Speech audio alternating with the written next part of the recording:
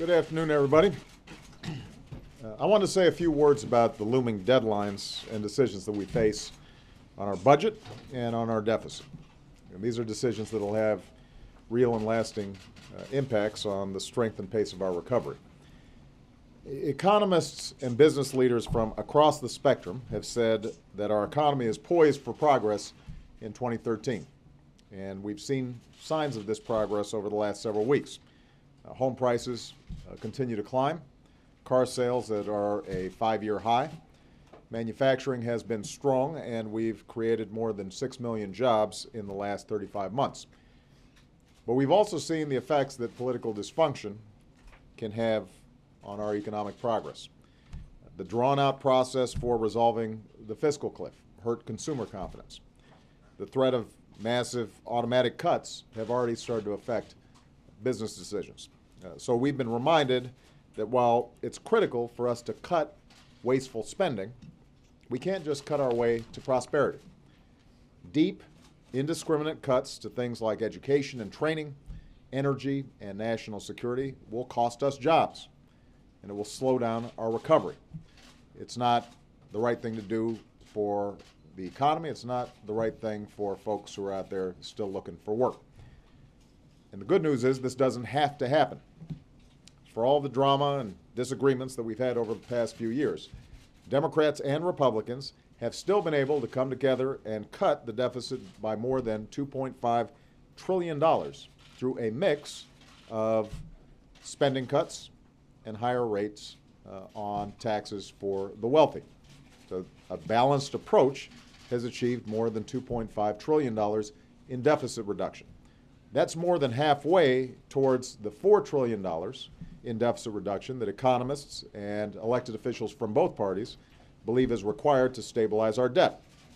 So we've made progress, and I still believe that we can finish the job with a balanced mix of spending cuts and more tax reform. The proposals that I put forward during the fiscal cliff negotiations in discussions with Speaker Boehner and others are still very much on the table. So I just want to repeat, the deals that I put forward, the balanced approach of spending cuts and entitlement reform and tax reform that I put forward are still on the table. I've offered sensible reforms to Medicare and other entitlements, and my health care proposals achieve the same amount of savings by the beginning of the next decade as the reforms that have been proposed by the bipartisan Bowles-Simpson Fiscal Commission. These reforms would reduce our government's bill.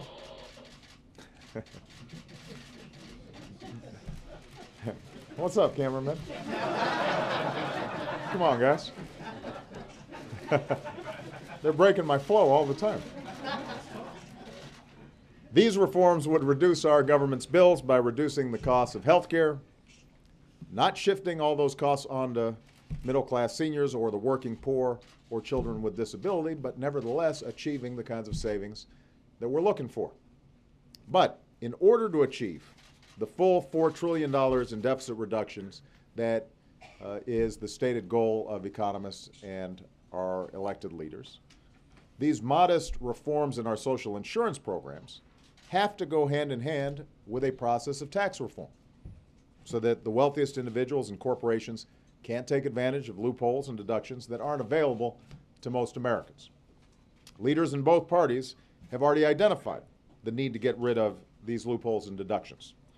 There's no reason why we should keep them at a time when we're trying to cut down on our deficit.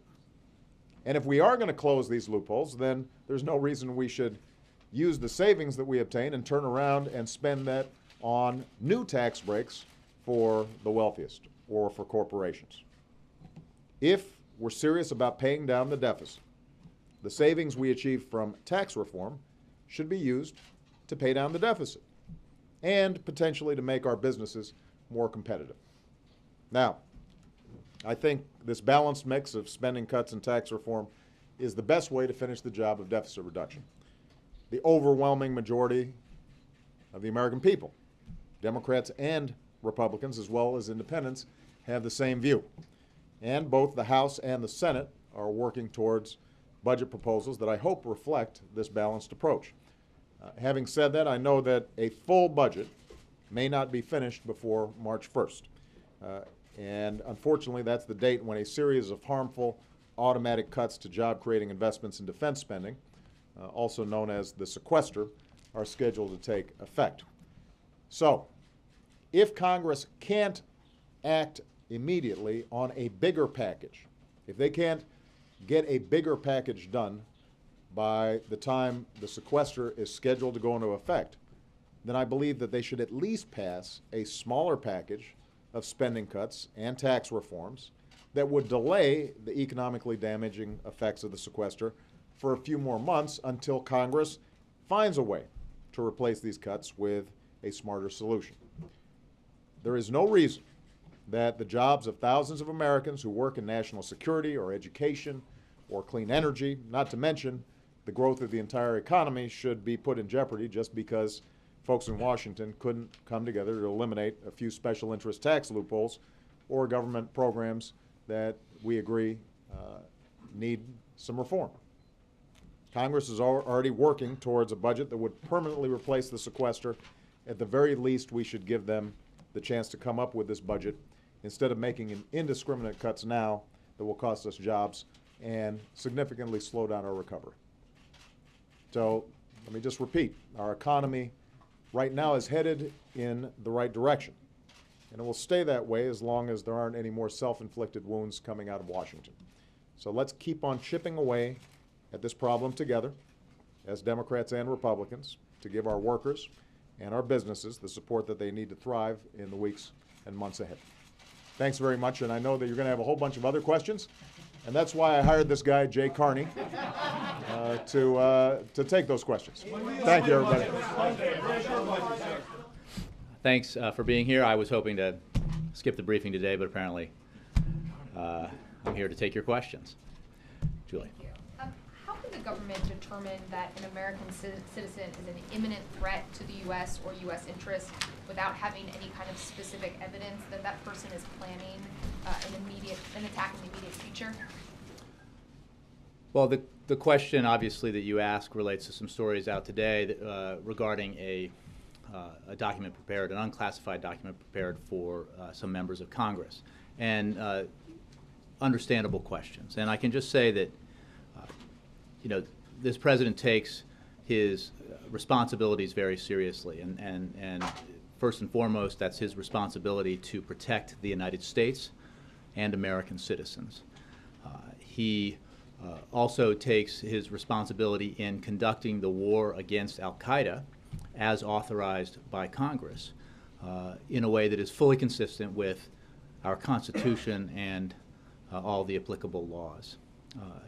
We have acknowledged, the United States, that sometimes we use remotely piloted aircraft to conduct targeted strikes against specific al-Qaeda terrorists in order to prevent attacks on the United States and to save American lives.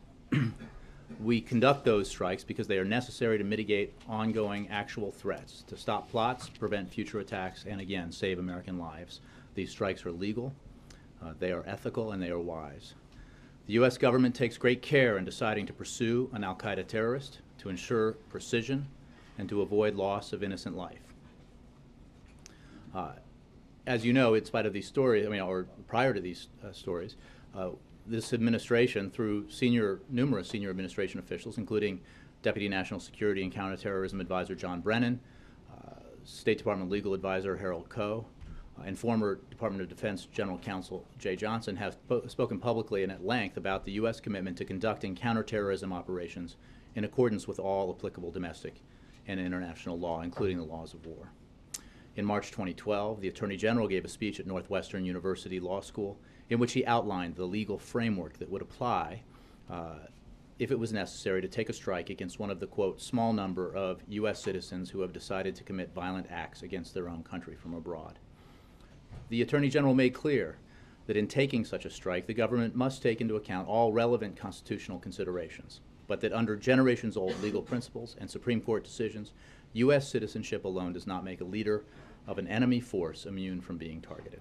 But how can the government decide that there is an imminent threat if there's no evidence that an attack is happening in the immediate future?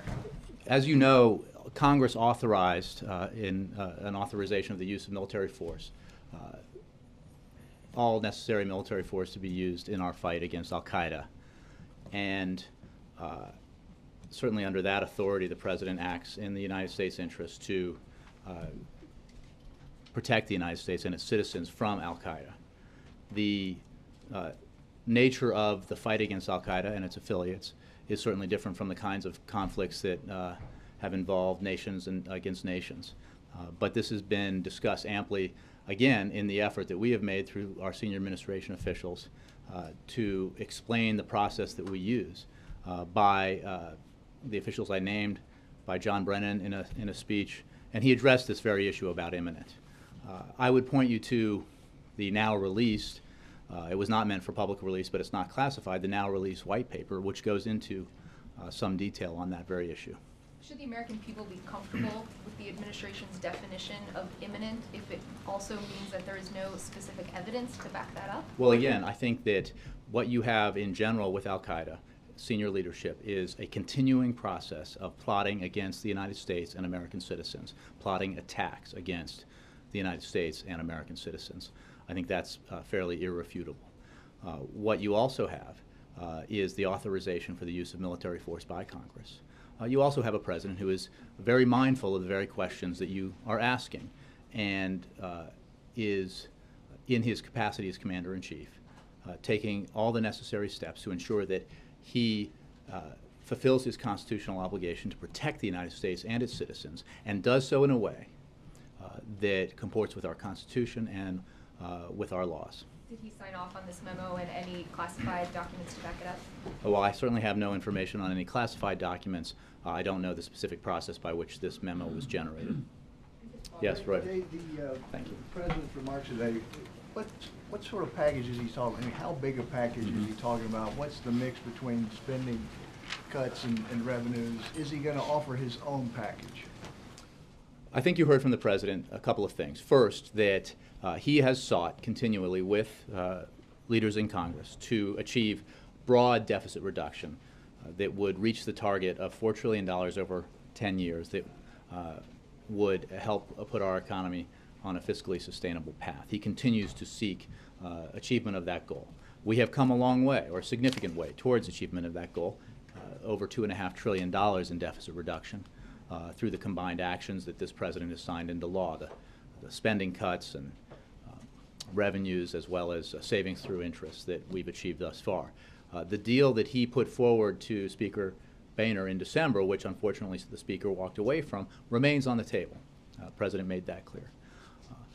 We are in a situation now where if Congress is not able to or willing to act immediately on this bigger deal, which would eliminate the sequester entirely, as well as achieve all those other important objectives, like $4 trillion in deficit reduction, like continued investment in our economy to make sure it continues to create jobs and grow, we need to not engage in a process where Washington is inflicting a wound on the economy unnecessarily, and that's what would happen if the so-called sequester were to be allowed to kick in on March 1st.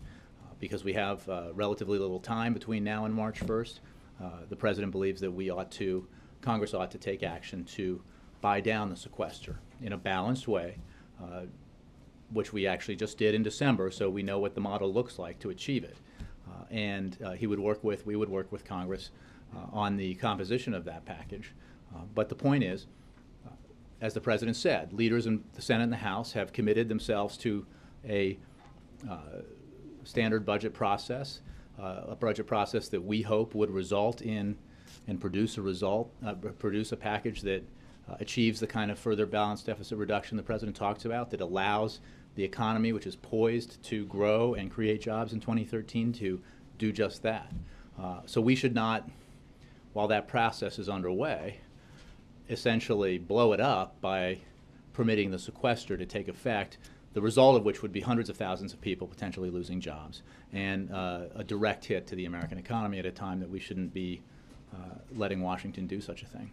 You know, Republicans were talking about closing tax loopholes in lieu of a tax increase on the wealthy, but you got the tax increase on the wealthy. Why would they be in any position to support closing these loopholes now? I've heard some folks speaking about this very issue on the Republican side in search for, I think, better messaging on the same set of proposals. The problem is the proposals. It's not the communication strategy. And here's why. If it was desirable and achievable last year to raise up to $800 billion in revenue by eliminating loopholes in our tax code that benefit the wealthiest Americans and corporations, by capping deductions that benefit the wealthiest individuals, it can't possibly be the case now that that policy is good policy, and that we should instead reduce our deficit further solely by asking the same people that Republican leaders now are insisting they care most about to bear the burden of deficit reduction alone. It can't be. If $800 billion in deficit reduction were achievable through tax reform, raising revenues through tax reform, because those loopholes needed to be closed and because those deductions needed to be capped, because, in our view, hedge fund managers should not be paying at a significantly lower rate than bus drivers or clerical assistants or store managers. That has to be the same. That has to be, if that was true then, it's got to be true now. And what we need to do is continue to cut spending in a responsible way, eliminate or change programs that can and should be eliminated or changed, but also raise revenue through tax reform by doing the very things that, again, outside groups have said we should and must do, Simpson-Bowles Commission and others, doing the things that have been identified by the President, by Democrats and Republicans, including the Speaker of the House just a couple of months ago. Yeah, Dan. Thank you, Jay. Just to follow on drones, so is there a checklist then that will more narrowly define what imminent threat is? I mean, is there a checklist that will be followed? I would point you to a speech by John Brennan where he talked about this issue. And again, I want to say from the outset, these are important questions, and the President takes them very seriously, just as he takes his responsibility to defend the United States and its citizens very seriously. Mr. Brennan gave a speech in which he talked about this issue of imminent threat. I think I just talked in general terms about the nature of the conflict we have with the terrorists who have set as their goal the killing of Americans and attacks on the United States. And this President and those who work for him are very mindful of the need to fulfill our responsibility to protect the United States and its citizens, and to do so in a way that is consistent with the Constitution and consistent with the laws that apply. And that is certainly something of great importance to the President. So the White House doesn't believe that this is vague in any way? Again, I would point you to the paper that we've been just talking about that generated the stories today, that as a general, in a general statement of principles on matters related to this, explains some of the legal reasoning that undergirds it. There's no question that in the conflict that we have been engaged in with Al Qaeda, that as many more sophisticated observers than I have noted, we have significant challenges because of the nature of the attacks, how they're planned, who plans them. But there is no question that senior operational leaders of Al Qaeda are continually planning to attack the United States, to attack American citizens. Under the authorization of Congress in the war against Al Qaeda, the authorization to use military force, it is entirely appropriate for the United States to target senior operational leaders of Al Qaeda. On gun violence, just on I'm sorry, I'm taking questions here, thanks. And I'll call on others as Dan finishes. On gun violence, how committed is the President to pushing for the assault weapons ban? And is this something that he wants to see happen initially or happen later? I mean, it almost seems like this is being separated from some of the, background checks and some of the other things the President is pushing for. Well, I think there's obviously active discussion and debate on Capitol Hill about all the measures that the President put forward in his comprehensive package of common sense solutions to reduce gun violence. And that includes the need to institute universal background checks. It includes the need to confirm an ATF director for the first time. It includes the need to do something about limiting high-capacity ammunition clips and to reinstate an updated assault weapons ban. The President supports all these measures. He made that clear again yesterday in Minneapolis. He has long supported the reinstatement of the assault weapons ban and looks forward to Congress having a vote and taking action on that issue. So there's not, the package the President put together entirely enjoys his support, and he will push for all of it. He has said, when asked, and in his remarks about this effort, that he understands that these are hard things to achieve. If they weren't hard, they surely would have been achieved already. But it is imperative that we commit ourselves to getting this done, to working with Congress, to working with organizations and groups and individuals around the country to raise awareness of the need to act, to raise voices in support of the need to act, and that's why the President traveled yesterday on this issue, and while he and the Vice President and others will continue to make the case, both here in Washington and around the country. Jay, John. the president strongly opposed the enhanced interrogation techniques. I think I called him John. Release those papers that the I think I Senate called him don't John. want? Go ahead. The president obviously strongly opposed the enhanced interrogation techniques, so-called, in the Bush administration. He ended them. How does dropping a bomb on an American citizen without any judicial review, any trial, not raise the very human rights questions or more human rights questions than something like waterboarding? John, again, as I said, the questions around this issue are important, and the President takes them seriously. He takes his responsibility as Commander-in-Chief to protect the United States and its citizens very seriously. He takes the absolute necessity to conduct our war against al-Qaeda and its affiliates in a way that's consistent with the Constitution and our laws very seriously. It is a matter of fact that Congress authorized the use of military force against al-Qaeda. It is a matter of fact that al-Qaeda is in a state of war against us, and that senior leaders, operational leaders of al-Qaeda, are continually plotting to attack the United States, plotting to kill American citizens, as they did most horrifically on September 11th of 2001.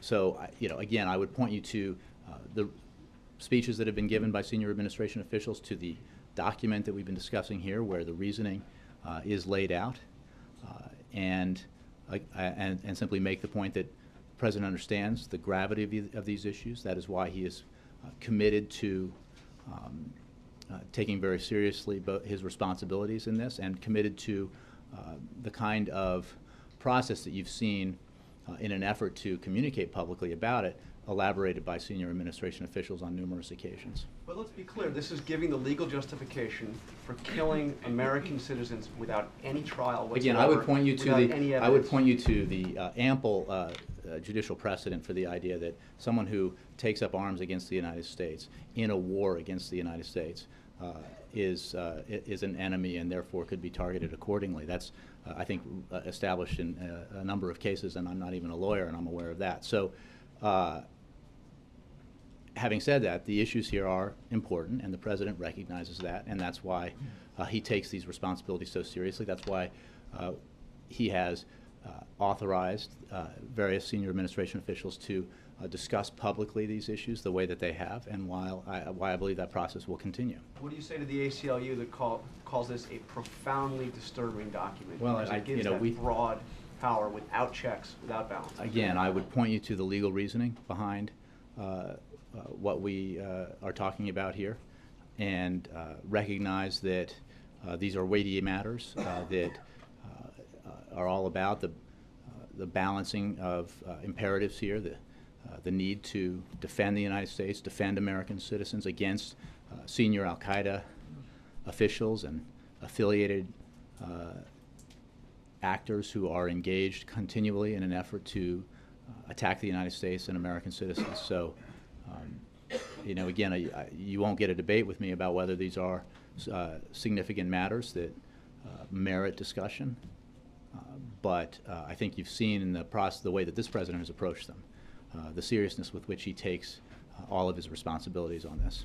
What about, just one more, what about the drone strike that killed the 16-year-old son of al-Awlaki?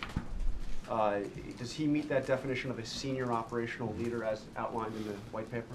Well, John, I'm not going to talk about individual operations that may or may not have occurred. What I can talk to you about is the general principle that has been discussed by senior administration officials, the acknowledgement that we've made about actions taken in countries like Yemen and Somalia, and the overriding fact that senior operational leaders of al-Qaeda have, without question, engaged in plots against the United States and engaged in plots designed to kill Americans, often many, many Americans. You know, that's a reality that a commander-in-chief has to confront as part of his constitutional responsibility, and therefore it is, this president believes, important that we address it in a way that acknowledges those constitutional responsibilities and the responsibility to carry out our war against al-Qaeda in a way that's consistent with our values and our laws and our Constitution. What about, Yes, what about some kind of review? I mean, you're taking away a U.S. citizen's due process, and nobody is questioning particularly this president's good intentions, but you're establishing a precedent which will last beyond this administration. You're pointing to various legal decisions that back it up, but doesn't it deserve a broader debate and a broader court hearing? Well, I don't know about a specific suggestion like that. I can tell you that the administration has, and I think this is demonstrated by the public comments of senior administration officials on this matter, reviewed these issues. I think that's demonstrated by the so-called white paper that was published today, and is continually reviewing these matters. You know, how that process moves forward from here, I'm not going to speculate. But again, going back to what I've said before, we understand that that these are weighty matters, that these are serious issues, and they deserve the kind of considered approach that this president has taken to them. Considered beyond the executive branch is what I'm asking. Well, again, I'm not going to speculate about how these issues or matters might be considered in the future. What I can tell you is that internally they have been reviewed and considered with great care and deliberation. On the sequester, is the president asking Congress to do exactly what he suggested to the Speaker last fall? Well, first of all, I want to congratulate those who have taken the bait in in a communications effort. You know that you've lost the argument when you start relying on a complete misinterpretation of a quote that everybody knows is wrong as the basis of an argument, which is the president, when he said that, was talking. You're talking about vetoing. Would never, I would veto this. No, I'm just asking if. Well, tell me then what you're talking about. Because I think that's what you are talking The question, apparently, the answer you wanted to give, but it's not the Well, question. I expect you to. Let's see what you're talking about, Bill, because I have my suspicions. The president and the Speaker discussed how to do this last fall. Is that what the president is asking? Discussed how to do what? Discussed how to reduce spending. If you're asking me, is the president's plan from, you mean last December, or, okay. Absolutely, he made very clear here that the president believes that, and encourages the Speaker of the House and Republican leaders in Congress to take up the remaining portions of the proposal that he put before the Speaker that the Speaker walked away from. And So that's what he wants. well, you were sitting right here. You heard the president talk about how he would be delighted if Congress were to act on that right away. Because there are only a few weeks before the sequester kicks in, he also doesn't want, if it's not possible for Congress to do that, he doesn't want to have the sequester kick in right at a time when leaders in Congress are committed from both parties to a budget process that will obviously extend beyond March 1st, and which will hopefully produce a budget that achieves the kind of balanced deficit reduction that this president supports, that Democrats and Republicans and independents support, that bipartisan commissions support. So his point today was the big deal, if you will, remains what he seeks. We have an imminent deadline when it comes to the sequester kicking in, and we certainly oppose suggestions by some that as a political tool. We should allow the sequester to kick in, that for political advantage it would be okay to have tens and thousands or hundreds of thousands of Americans lose their jobs because of these across-the-board indiscriminate cuts and defense and non-defense spending. We shouldn't do that, because we should not inflict harm on the economy right when it's in a position to grow and create jobs. So we should act responsibly in a balanced way to buy down the deficit, just as we did as part of the fiscal cliff deal, the sort of unremarked upon part of the fiscal cliff deal at the end of the year, to allow Congress the time and space necessary to move forward with this budget process, which the President hopes, as a part of a return to sort of normalcy, if you will, and the way that we deal with these matters, will produce something that represents balance and the principles that he has espoused for so long. One more. Israeli television says the president will visit there on March 20th. That's a statement. Do you have a question? Yeah. Really? When the President spoke with Prime Minister Netanyahu on January 28th, they discussed a visit by the President to Israel in the spring. The start of the President's second term and the formation of a new Israeli government offer the opportunity to reaffirm the deep and enduring bonds between the United States and Israel, and to discuss the way forward on a broad range of issues of mutual concern, including, of course, Iran and Syria. Additional details about the trip, including the dates of travel, will be released at a later time. Yeah. Following on the sequester, what I wonder if you could flesh out for us, though, what specifically the President is calling for. We remember what was on the table in December. Some of that was acted on, some of it wasn't. But, for example, I seem to remember the President saying something like he'd be willing to do $350 billion in Medicare cuts, because you were referring back to his previous budget. Mm-hmm. In this case, you only need about $85 billion to shut off the sequester. So my question is, You need far more than that. The sequester is $1.2 trillion. I think for the short-term part, though. Right. So I the mean, he's only talking here's- about $85 billion. Okay, so I just want to Right. be clear, and that is that the deal the President offered Speaker Boehner, which many of you reported on, that represented meeting the Republicans at least halfway when it came to revenues as well as spending cuts, that represented some very tough choices on entitlement reforms, remains on the table Okay, but please spell in that its out. entirety. Well, it's been spelled out. I'm happy to give you more details. But Unchanged CPI for Social Security. look, What's on the everything that table? was in that plan is available today to the Republicans, including the additional $600 billion in revenue that was part of the President's proposal. And that revenue could be achieved through tax reform. And that means eliminating or closing loopholes that give tax advantages to the wealthy and to corporations that average Americans and average businesses don't have. They give the ability of hedge fund managers and others who enjoy the benefit of paying tax on their income through the carried interest rule that allows them to pay a much lower percentage of tax on their income than, say, most average Americans. That should be closed. So there's the subsidies to oil and gas companies. There's the subsidies to corporate jet owners. These are the kinds of things that can account for. There's the cap on deductions, limiting it to 28%. These are proposals that are on paper part of the President's plan. And if we were to move forward and try to achieve all of the remaining deficit reduction that would hit that $4 trillion target, that would far exceed what's necessary to eliminate the sequester. And it would put us, because included in the President's package are targeted measures to invest in our economy and help it grow and create jobs, that would put us on a fiscally sustainable path and allow us to grow more and create jobs faster. Thank you for answering that. And a follow would be, then that $600 billion you referred to, mostly you referred to deductions and capping things. It's tax reform. Tax reform. So are you closing the door on new tax rate increases as part of this? Is it just deductions? The President was asked this on Sunday. I think it was much discussed at the end of the year when we were doing the fiscal cliff negotiations. The President sought and achieved a return to the Clinton-era rates, top marginal rate of 39.6 for top earners, for millionaires and billionaires. In the deal that was reached with Congress on the fiscal cliff, that set the threshold at $400,000 for individuals and $450,000 for families. That's a significant accomplishment that helps achieve the revenue that is contributed to the deficit reduction that we've talked about, the $2.5 trillion. Going forward, well, there's no question that that was part of the deal that was reached in the fiscal cliff. Going forward, we can And I mean, if you're telling me, if you're announcing to me that Republicans want to revisit tax rates, that They would don't be an want to. interesting. So do you want to? I think the president answered this question very clearly. You telling me you didn't watch the Super Bowl? But the president answered this question. It was, well, I think we answered it frequently at the end of the year.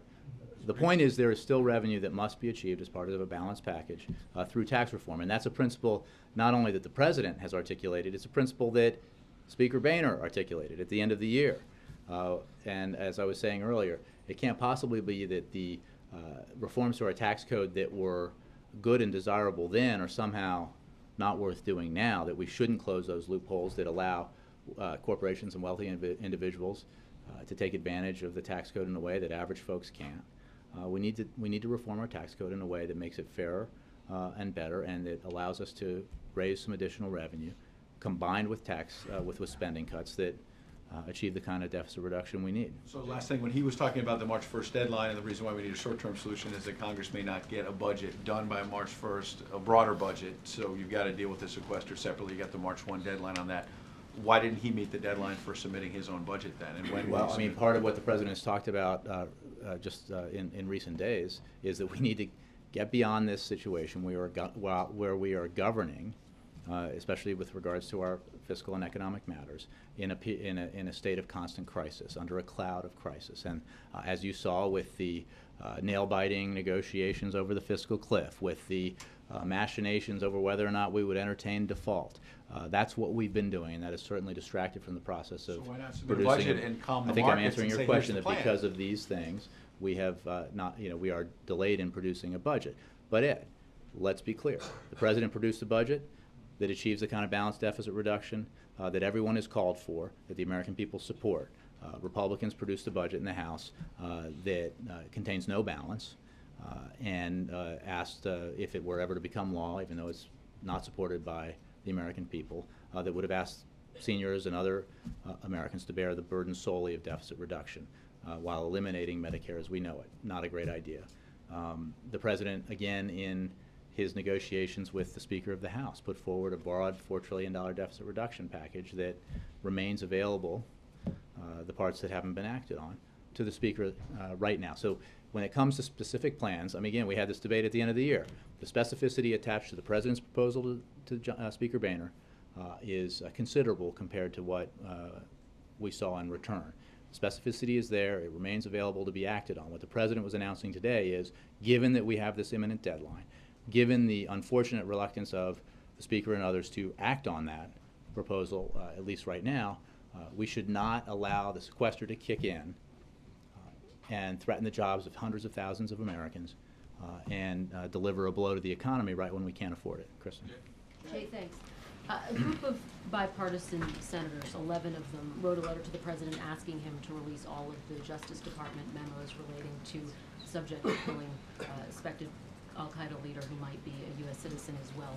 Will President Obama release those memos? I just have nothing for you on alleged memos regarding potentially classified matters. You can't tell us whether he will release those memos. I just don't have anything for you on Can that. you address the broader question of transparency? The president has obviously talked a lot about the importance of transparency, and here you have a document being leaked, senators calling for more information. Is this transparency? Well, what I would say is that, as I've been saying, with regards to this matter and the issues around it, the president has made clear, as reflected in the statements by and speeches by senior administration officials, that we need to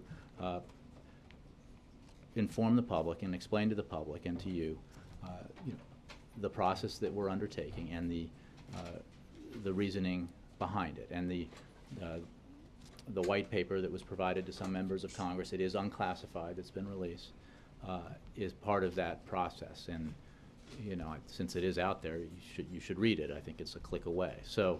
But it was leaked. Well, again, it was an unclassified document provided to, as I understand it, members of Congress with a particular oversight responsibility on these issues. The fact is, and I encourage you to go back to look at speeches by the Attorney General, by John Brennan, remarks by Jay Johnson and by Harold Koh on these matters, and I think they provide a pretty voluminous accounting of matters that are treated here with great deliberation and seriousness. I want to just shift to Yeah. immigration quickly, Jay. After the president's meeting this morning with progressive and labor leaders, some of them came out of the meeting and said that they don't want to see a path to citizenship be contingent on border security. Is that a line in the sand that the president is willing to draw as well? I think the president has addressed this. What we and I have, when it comes to border security, the president's record is extremely strong. And as we've said, the goals that were set out by Senator McCain and others that they believe needed to be met in terms of border security in order to pursue comprehensive immigration reform. While we did not agree that we needed to do it first before we moved forward, the president thought we should have passed a comprehensive immigration reform when he was senator. He thought we should have passed it in 2010. The fact of the matter is, close to all of those goals, if not all of those goals, have been met because of the president's commitment to enhanced border security. And I won't go through it again because I think I provided a substantial amount of numerical evidence to that.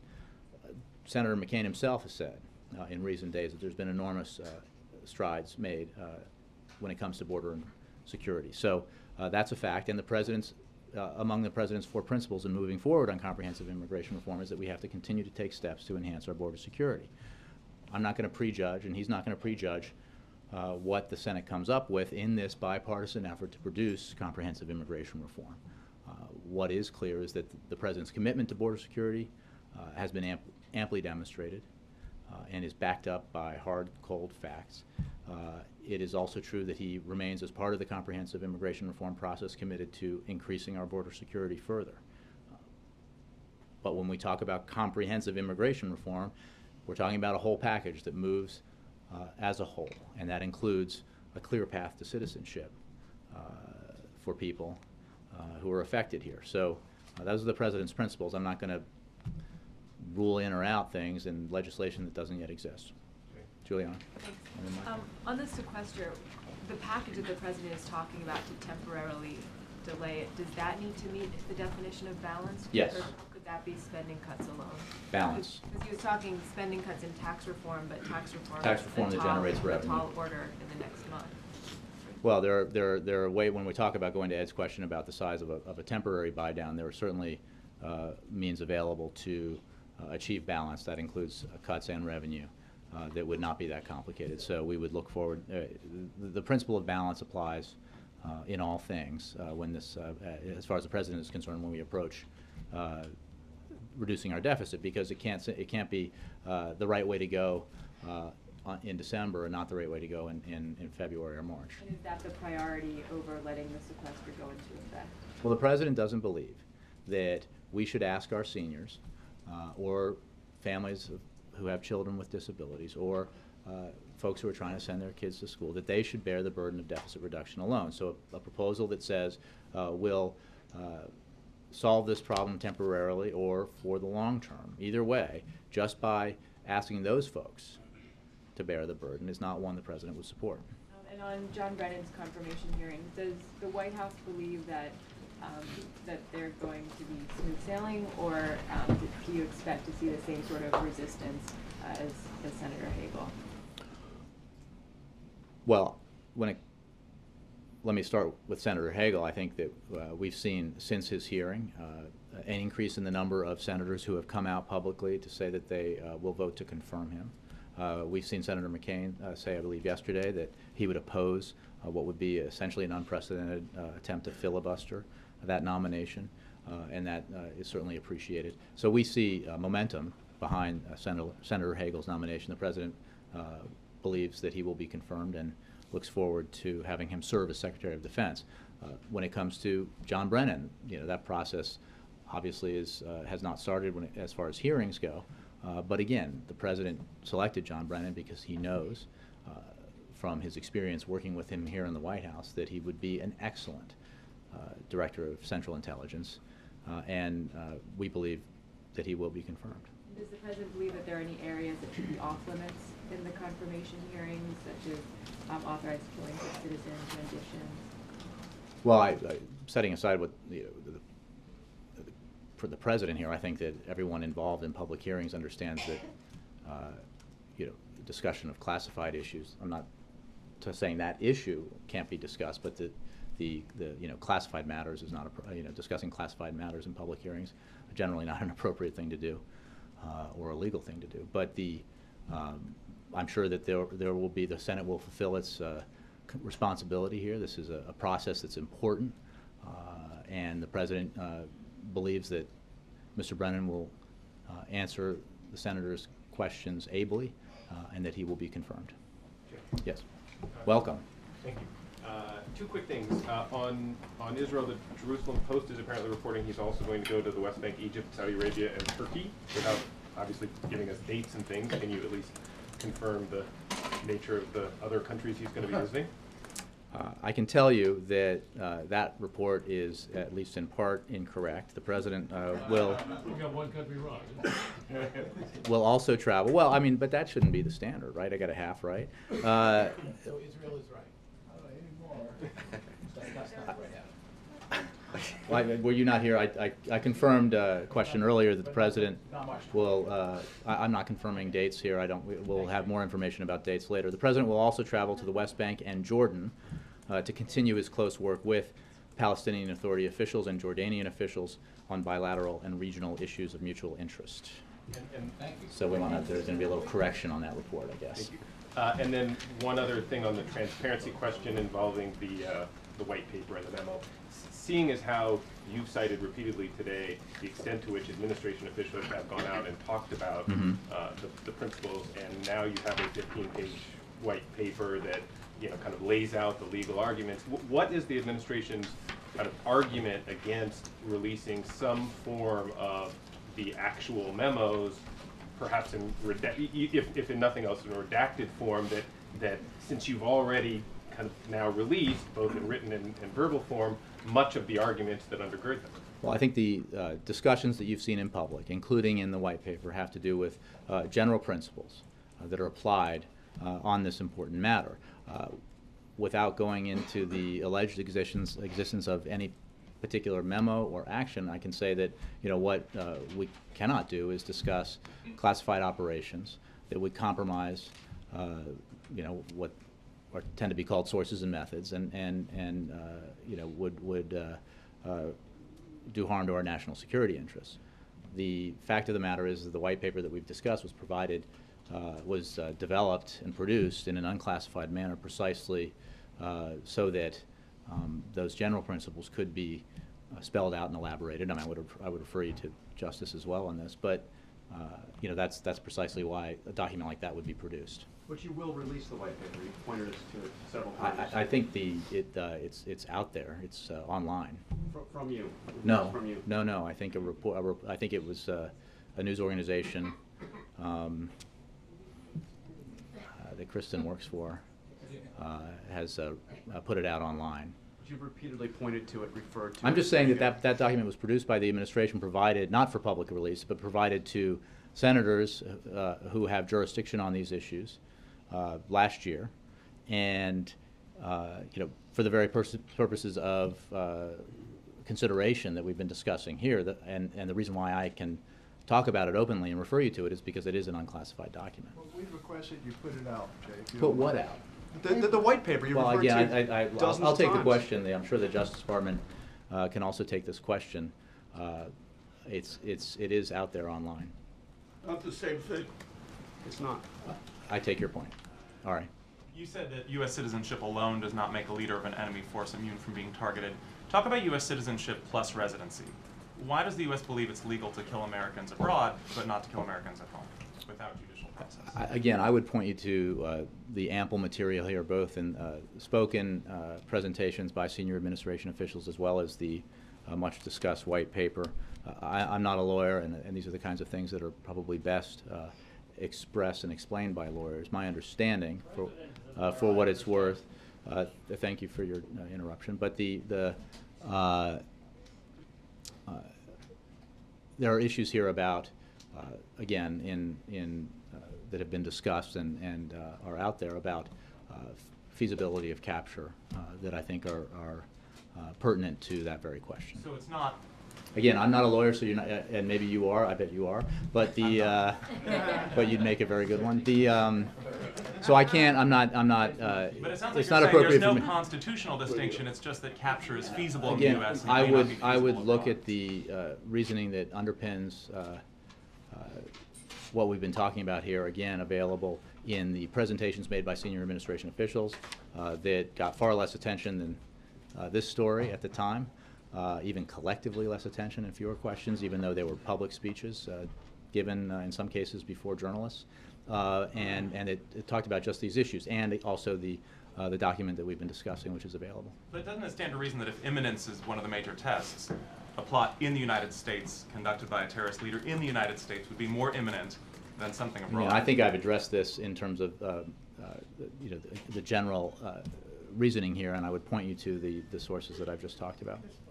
Phil. Jay, on immigration, the president met with labor leaders this morning and has business CEOs coming in later today. And I'm wondering, you know, to the extent he thinks a deal might be possible between both sides in the debate on a temporary worker program. I mean, does he think that's realistic? Is he trying to help make that happen? Well, I think we've discussed this before. I've been asked about it before. The president will obviously look forward to working with Congress, the Senate, as it produces legislation, and the House if it produces legislation on this matter, and will consider as part of the comprehensive deal efforts to address that question. I don't have any disposition in particular to provide to you about it. We're looking to Congress to deliberate on that issue. Yes. Carrie, how are you? Fine, thanks. On the sequester, Mm-hmm. when you agreed to the 2-month extension as part of the fiscal cliff deal, the sort of the rationalization for the short-term nature of that was to give Congress and the White House time to come up with a solution. You're now asking for another short-term extension. Was there any attempt in the last couple of weeks to come up with a solution if you make a determination that would not happen by March 1st? And to speak to your point, you said here that the government can't run on short-term extension, and the president has said that. Now that you're asking for the second short-term extension or fix for this, how are the two statements, the action and the statements, consistent? Well, there's no question, as the president made clear when he came out here, that the preferred course of action is to resolve this by accepting what the president put forward, which was a compromise solution that achieves the big deal, the $4 trillion total in deficit reduction, in a balanced way that would allow our economy to grow and to continue to create jobs, but would also, by reducing our deficits significantly, put us on a fiscally sustainable path.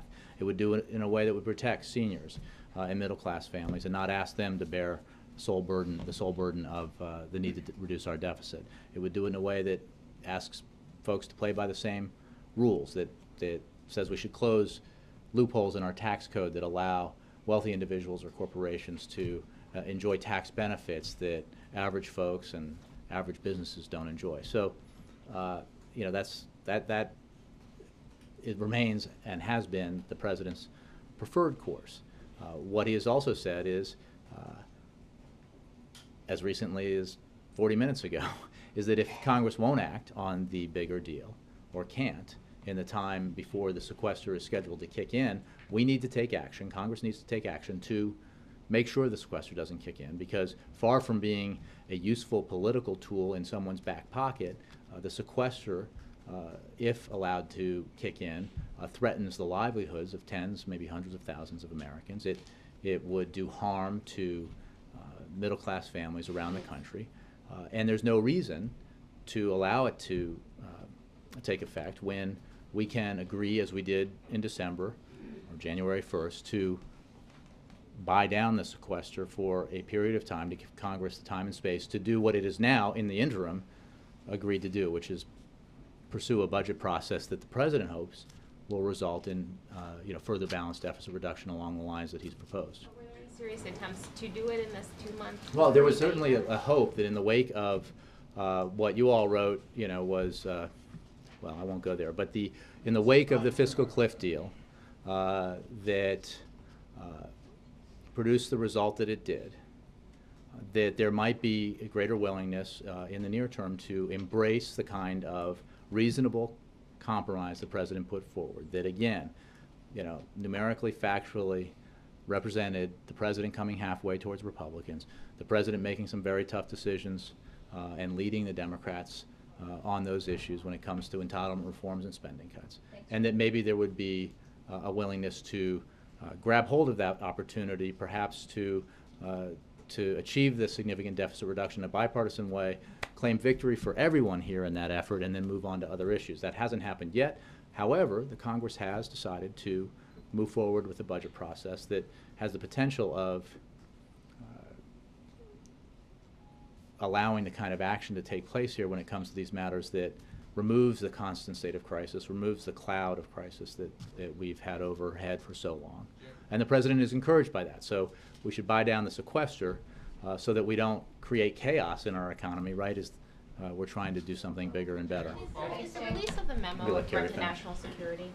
I'm sorry? Is the release of this memo a threat to national security? Which memo? The drone, switching topics. I mean, sorry, the release of the DOJ white paper. I don't know what my. No, it was it's an unclassified document. So you don't even though it was unclassified, the fact that it's out there. It wasn't designed for public release, but it's an unclassified document. Thanks, guys.